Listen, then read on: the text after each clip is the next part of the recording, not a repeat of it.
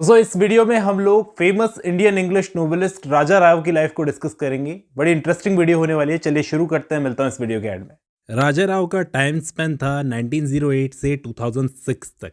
बड़ा लंबा जी कर गए दोस्तों। ये एक शुरुआती इंडियन इंग्लिश नोवेलिस्ट थे। जिस वक्त आर के नारायण और मुल्कराज आनंद लिखते थे उसी टाइम के नोवेलिस्ट। इन्होंने खुद कहा था कि लिटरेचर को मैं साधना मानता हूँ, आध्यात्मिक साधना, और यही रीज़न है कि मैं बहुत कम लिखता हूँ और अपने काम को कंप्लीट करने में बहुत टाइम लेता हूँ। वो शिवोहम के अद्वैतिक ट्रुथ में विश्वास रखते थे दोस्तों, क्योंकि इनका जन्म हुआ था एक वैदांतिक परिवार में। लेकिन वेदांत का असली मतलब ये तब तक नहीं समझ पाए जब तक कि अपने गुरु श्री आत्मानंद से नहीं मिले। उनसे मिलने के बाद इन्होंने वेदांत का सही मतलब समझा और अपना एक वर्क है दोस्तों इनका, राजा राव का, the serpent and the rope, उसको उन्हें ही डेडिकेट कर दिया, अपने गुरु को, आत्मानंद को। इसी work the serpent and the rope के लिए इनको साहित्य अकेडमी अवार्ड मिला था। लिटरेरी अचीवमेंट्स के लिए इन्हें पद्म भूषण भी मिला था दोस्तों। ये चाइल्ड ऑफ गांधीयन एज के चाइल्ड कहे जाते हैं। सब कुछ अपनी आंखों से देखा था, इसलिए गांधीवादी एज में जो भी रेवोल्यूशन हुए थे उन सब के बारे में बड़ा सेंसिटिव लिखते थे। इनका जन्म हुआ था 8 नवंबर 1908 को मैसूर के हसन में, एक समर्थ ब्राह्मण फैमिली में। इनके फादर का नाम था H.V. कृष्णस्वामी, जो निज़ाम कॉलेज में कन्नड़ लैंग्वेज पढ़ाते थे। इनकी मदर का नाम था गौरम्मा, और राजा राव जब 4 साल के थे तब इनकी मदर की डेथ हो गई थी। नेटिव लैंग्वेज तो कन्नड़ थी, लेकिन इनकी पोस्ट ग्रेजुएशन हुई थी फ्रेंच में और इनकी सारी बुक्स पब्लिश हुई इंग्लिश में। माँ की डेथ ने इनके ऊपर काफ़ी गहरा प्रभाव छोड़ा, इसलिए एब्सेंस ऑफ मदर, ऑर्फनहुड, ये सारी चीज़ें एक थीम की तरह इनके वर्क्स में आपको दिखाई देंगी। शुरुआती लाइफ में इनके ग्रैंडफादर का भी इन पर काफ़ी इन्फ्लुएंस था दोस्तों। तो इनकी जो एजुकेशन हुई थी वो हैदराबाद और अलीगढ़ में हुई थी, वो भी मुस्लिम स्कूल्स में, मुस्लिम यूनिवर्सिटीज़ में। तो वहाँ पर अहमद अली से इनकी दोस्ती हो गई। कॉलेज के टाइम से ही इन्होंने फ्रेंच सीखना शुरू कर दिया। 1929 में इनको एशिया की स्कॉलरशिप मिली दोस्तों, गवर्नमेंट ऑफ हैदराबाद से, विदेश में स्टडी करने के लिए। और 1988 में दोस्तों इन्हें इंटरनेशनल न्यूस्टेड प्राइज मिला इन लिटरेचर। बड़ा प्रेस्टिजियस अवार्ड है दोस्तों ये। दोस्तों वहाँ पर जाकर फ्रेंच लैंग्वेज सीखने लगे, इंडियन इन्फ्लुएंस ढूंढने लगे आयरिश लिटरेचर पर। यही सब करते करते उन्होंने कैमिली मॉली नाम की एक लड़की से शादी कर ली। वो लड़की खुद फ्रेंच पढ़ाती थी। 1931 में उस लड़की से इन्होंने शादी की थी, जो 1939 तक चली। और बाद में जो इन्होंने वर्क लिखा सर्पेंट एंड द रोप, उसके अंदर ये जो शादी टूटी थी उसके बारे में बताया इन्होंने। 1931 से 1932 तक एक जर्नल चलता था, बहुत इंपॉर्टेंट जर्नल था दोस्तों, जया कर्नाटका। उसके अंदर 4 आर्टिकल्स लिखे कन्नड़ लैंग्वेज में। नोवेल्स की बात करते हैं, सबसे फर्स्ट नोवेल थी इनकी कंथापुरा, 1938 की नोवेल, सबसे इंपॉर्टेंट नोवेल। इस नोवेल के अंदर गांधीवादी जो युग था उसकी 3 टाइप के एक्सपीरियंसेस को बताया, एक पॉलिटिकल, एक रिलीजियस और तीसरा सोशल। कांथापुरा इस कहानी में एक साउथ इंडियन विलेज का नाम है दोस्तों। कहानी को सुनाती है अचक्का नाम की एक एल्डर ब्राह्मण वुमन। इस लेडी को अपने गांव के सभी लोगों के बारे में नॉलेज है, एनसाइक्लोपीडिया है। कहानी को स्थल पुराण की तरह घुमावदार बनाकर सुनाती है। तो जब इन्होंने अपनी फर्स्ट नोवेल लिखी कंथापुरा, तब ये बहुत कंफ्यूज थे।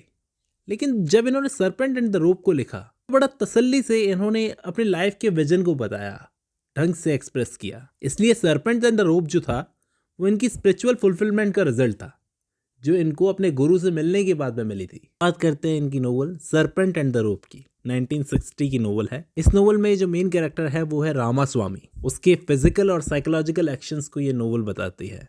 इंडियन ट्रेडिशन में ये जो टाइटल है इस बुक का, serpent and the rope, serpent और रोप दोनों ही सिंबलाइज करते हैं इल्यूजन और रियलिटी को। नोवेल की जो सेंट्रल थीम है वो है नॉलेज ऑफ सेल्फ, आत्मज्ञान। वो चीज़ आपको ये सर्पेंट का जो बंधन है, बॉन्ड है, इसको तोड़कर ही प्राप्त होगी।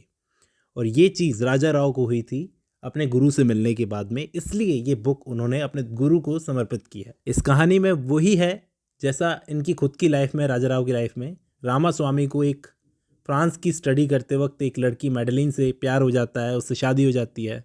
बहुत ही इंटरेस्टिंग नोवेल है, इसलिए इसके लिए इनको साहित्य अकेडमी अवार्ड मिला है दोस्तों। किसी दिन डिस्कस करेंगे। इंटरेस्टिंग बात यह है कि फर्स्ट नोवेल और सेकंड नोवेल के बीच में 22 साल का गैप हो गया, लंबा गैप दोस्तों।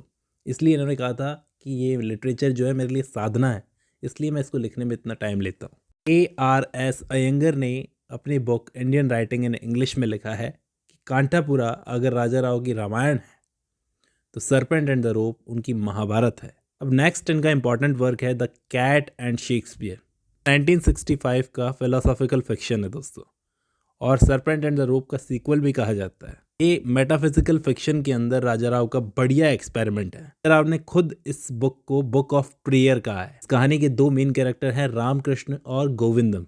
इनका इंपॉर्टेंट वर्क है कॉमरेड किरिलो, 1976 का। ये नोवेल 1930s 1940s से लेकर इंडिपेंडेंस मिल गई तब तक को कवर करता है दोस्तों। नोवेल है ये, नोवेल नहीं है, मतलब महात्मा गांधी के स्ट्रगल को दिखाता है ये उस टाइम के। दोस्तों फ्रेंच ट्रांसलेशन इस बुक का 1965 में फर्स्ट टाइम पब्लिश हुआ। इंटरेस्टिंग नोवेल है, ये भी डिस्कस करेंगे। नेक्स्ट है चेस मास्टर। दोस्तों ये एक ट्रायोलॉजी है, 1988 the chess master and his moves. कहानी है एक इंडियन मैथमेटिशियन शिवरमा शास्त्री जो पेरिस में काम करता है और एक married women Rajput princess Jayalakshmi की शादी हो चुकी है राजा सुरेंद्र सिंह से। तो एक इम्पॉसिबल लव स्टोरी है ये। ट्रायोलॉजी है तो सही दोस्तों, लेकिन ये कंप्लीट नहीं है, पूरी पब्लिश हो ही नहीं पाई। ये जो नाम है चेस मास्टर, ये सिंबलाइज करता है भगवान ब्रह्मा द क्रिएटर को। शतरंज का खेल जो है, चेस का गेम, ये सिंबलाइज करता है इस संसार को, वर्ल्ड को। बहुत ही लंबा वर्क है ये। फ्रांस से लंदन जाता है, हर टाइप के इंसान को दिखाता है। लंदन से हिमालय आता है, फिर बंगाल जाता है। ये work European, African, Jewish, Indian सब टाइप के कैरेक्टर्स को दिखाता है। कभी सीरियस हो जाता है, कभी हंसाता है। बड़ा लंबा चौड़ा वर्क है। शॉर्ट स्टोरीज़ की बात करूँ की शॉर्ट स्टोरीज़ है the cow of the barricades, 1947 की। इस कलेक्शन में जो इंपॉर्टेंट स्टोरीज़ हैं, पहले तो ये समझ लो कि ये भी इंडिपेंडेंस के साथ में, इंडिपेंडेंस स्ट्रगल जो हुआ था इंडिया का, उसी के साथ में डील करती है। और जो इंपॉर्टेंट स्टोरीज़ है नरसिंघा, खानदेश, ये टाइटल स्टोरीज़ बहुत ही इंपॉर्टेंट है इस काउ ऑफ द बैरिकेड्स में। इंपॉर्टेंट वर्क है short story on the Ganga ghat, 1989 का राजा राव का लिखा हुआ वर्क है। इसके अंदर लैंग्वेज इतनी ब्यूटीफुली और सिंप्लिसिटी के साथ में भरी हुई है दोस्तों कि हर टाइप के रीडर को अपनी तरफ अट्रैक्ट कर सकती है। नॉन फिक्शन की अगर बात करूँ तो great Indian way, a life of Mahatma Gandhi. दोस्तों ये महात्मा गांधी की बायोग्राफी है एक तरीके से, 1998 में पब्लिश करवाई थी इन्होंने। तो इनकी खास बात ये थी कि इन्होंने अपने मेटाफिजिकल एक्सपीरियंसेस को शेयर करने के लिए एक तो साउथ इंडिया को चुना, दूसरा फिक्शन स्टोरीज़ का तरीका आजमाया। नोवेल्स और शॉर्ट स्टोरीज़ तो मैंने आपको बता दी। एक और शॉर्ट स्टोरी का नाम नोट कर लो आप, द पुलिसमैन एंड द रोज। मिथोलॉजीज़ की बात करूँ तो the best of Raja Rao, 1998, 5 Indian masters, season 3, जिसके अंदर राजा राव, रविंद्रनाथ टैगोर, प्रेमचंद, डॉक्टर मुल्कराज आनंद और खुशवंत सिंह है। नॉन फिक्शन है changing India an anthology, tomorrow, जिसे एडिट किया था अहमद अली ने, जिनसे इनकी दोस्ती हो गई थी, 1943 से 44 तक पब्लिश हुई थी। The meaning of India essays थे ये। The great Indian way, life of Mahatma Gandhi, biography दोस्तों मैंने आपको बताया था। अवार्ड्स उनको मिले थे साहित्य academy award serpent and the rope के लिए, पद्म भूषण 1969 में मिला था, पद्म विभूषण मिला था 2007 में। तो ये थी राजा राव की पूरी लाइफ। उम्मीद करता हूँ आपको ये वीडियो हेल्पफुल रहेगी। अब जब आपने ये वीडियो खत्म कर लिया तो मैं उम्मीद करता हूँ आपको राजा राव की लाइफ के इंपॉर्टेंट पॉइंट समझ में आए होंगे। चलिए आज की इस वीडियो में इतना ही।